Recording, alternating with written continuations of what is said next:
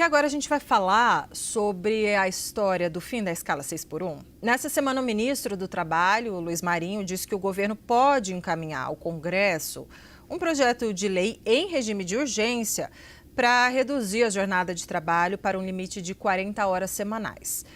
Tal projeto atenderia, então, ao objetivo do presidente Lula de avançar com o fim da escala 6x1. E para falar sobre esse assunto, a gente conversa agora com Paulo Solmuti, presidente executivo da Abrazel, Associação Brasileira de Bares e Restaurantes. Muito boa noite, um prazer ter o senhor conosco. Já começo te perguntando, então, como é que o senhor avalia, né, a maneira como o Congresso, o governo, eles vêm conduzindo, então, esses debates sobre o fim da escala 6x1. Boa noite, Débora. Prazer em estar aqui falando com vocês. De fato, com muita preocupação, né? Subitamente, um governo que não foi tão preocupado com o tema traz ele para a questão de urgência. Por que eu digo isso? A primeira PEC que trata do assunto foi do senador Paim, do PT, em 2015. Em 2019, o deputado Reginaldo Lopes, do PT de Minas, faz uma outra PEC. E agora, em 2024, a Érica Hilton faz a PEC, inclusive mudando um pouquinho, né? Não só do 6x1, 4x3. Acabou, inclusive, perdendo a bandeira para o próprio PT e para o governo. O que a gente viu após essas PECs? Nenhuma ação do governo do PT por esses anos todos. Ninguém nunca abraçou esse tema como um tema relevante para o trabalhador.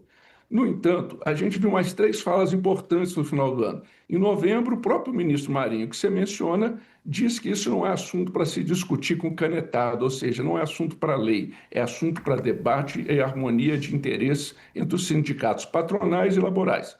O presidente Lula, no Conselhão, afasta a ideia também e diz que é assunto para se discutir com cautela, com os empresários. E, por fim, em fevereiro, o ministro Haddad diz que não tem um único estudo pronto, e nem de econômico, nem de impacto na economia. Então, por que surgiu isso da noite para o dia? O ministro Boulos, né, talvez teria convencido o presidente Lula que seria uma boa pauta para a eleição. Mas o que a gente entende é que é irresponsável com o país tratar um assunto tão importante que impacta tanto a vida das pessoas de uma maneira econômica e, inclusive, sobre a questão da oferta de serviço, que não faz o menor sentido tratar isso em 45 dias, como seria o caso de um projeto de lei com urgência. Deixa eu chamar o Pedro Venceslau para participar desse nosso bate-papo. Pedro, sua pergunta. Paulo, essa proposta do fim da escala 6x1 tem um amplo apoio popular, pelo menos aparentemente. Tanto é que o Congresso Nacional abraçou a causa. Eu queria saber a sua avaliação sobre o posicionamento do presidente da Câmara dos Deputados, Hugo Mota, que prometeu celeridade e aparentemente está empenhado em fazer o projeto avançar e ser aprovado na Câmara. Bom, primeiro a gente viu uma pesquisa, né, mais recente, que falava que 73% dos brasileiros apoiariam uma redução de jornada. O nosso entendimento é que esse número vem reduzindo, nós vamos inclusive fazer uma nova pesquisa. Por quê? Porque foi apresentado ao brasileiro apenas o benefício, trabalhar menos e ganhar mais por hora. Isso é uma nirvana, né? Quem que não gostaria de aderir a isso? No entanto, a nossa visão, quando a imprensa, de um modo geral, está trazendo um debate muito amplo do que é importante ser considerado, que são os custos dessas medidas. E há custos muito pesados, especialmente para os mais pobres e para as pequenas empresas.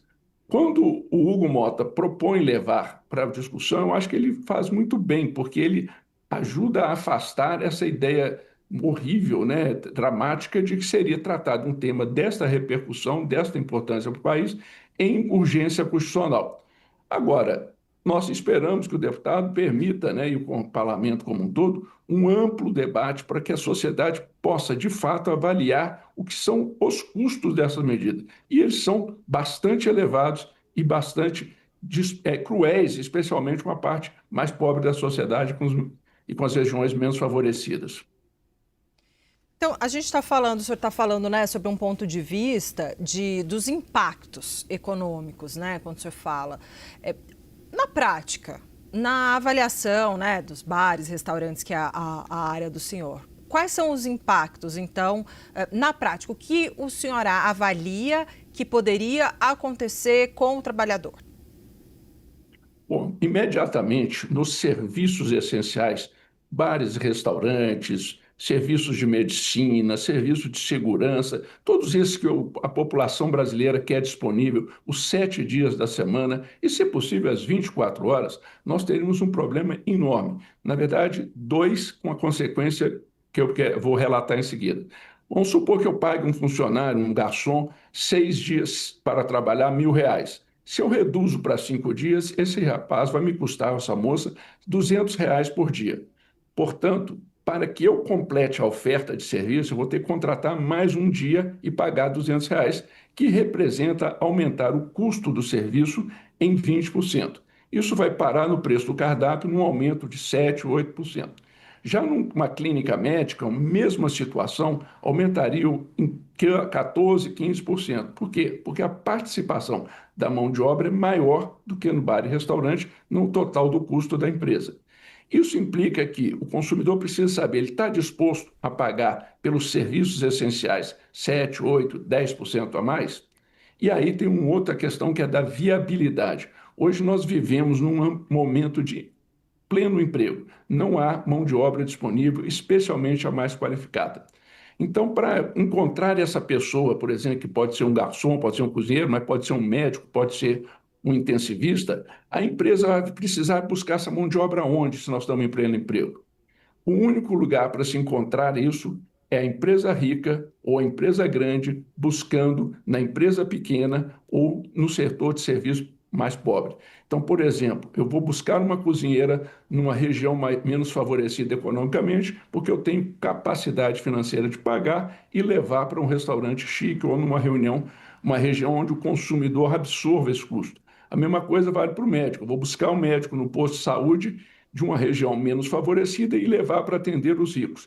Com isso, nós teremos, além do aumento de custo pesando no bolso desproporcionalmente para os mais pobres, eles terão uma precarização da oferta de serviço. Ou seja, a mão de obra que some, que precisa crescer na proporção de 1 para 5, eu preciso achar para cada 5 trabalhadores mais um, eu vou buscá-lo nessas pequenas empresas, favorecendo as grandes empresas, quem tem muito dinheiro, e precarizando a oferta de serviços essenciais nas populações mais pobres. Ô, Pedro, te convido então para você fazer a nossa última pergunta aqui dessa entrevista. Os defensores da tese do fim da escala 6x1 dizem que quando criaram a CLT também houve uma resistência muito grande, mas depois o mercado e o mundo empresarial se adaptou. Falam até que na Lei Áurea também houve resistência. Como que o senhor avalia esses argumentos e o argumento de que é necessário que a população tenha mais tempo para o descanso? Bom, mais tempo de descanso, mais tempo com a família é desejo de todo mundo ou de muita gente, né? Tem gente que também sabe que trabalhar é bom e que pode ser tão prazeroso quanto. Com relação a essas argumentações do passado, eu acho que elas trazem uma superficialidade ruim para a sociedade. O que o Brasil precisa hoje é debater ideias. Nós não precisamos necessariamente ser a favor ou contra a 6x1 ou a redução da 6x1. O que definitivamente nós precisamos é tomar decisões com conhecimento amplo. É importante que conheçamos os custos. Estamos dispostos a pagar mais pelos serviços essenciais? Estamos dispostos a ter a precarização destes serviços, especialmente entre os mais pobres? Faz sentido, por exemplo, um garçom ou mesmo uma pessoa que trabalha por comissão no comércio, trabalhando um dia por semana, perder a gorjeta? Ele está satisfeito com isso? Ele vai perder uma receita que, no nosso caso, chega a ser o dobro, às vezes até o triplo da receita do salário? Então, o amplo conhecimento, o amplo debate é que o Brasil precisa. Fazer comparações com a escravatura, que ninguém estava aqui, nós não estamos falando de nada semelhante, na minha opinião, traz o assunto para uma...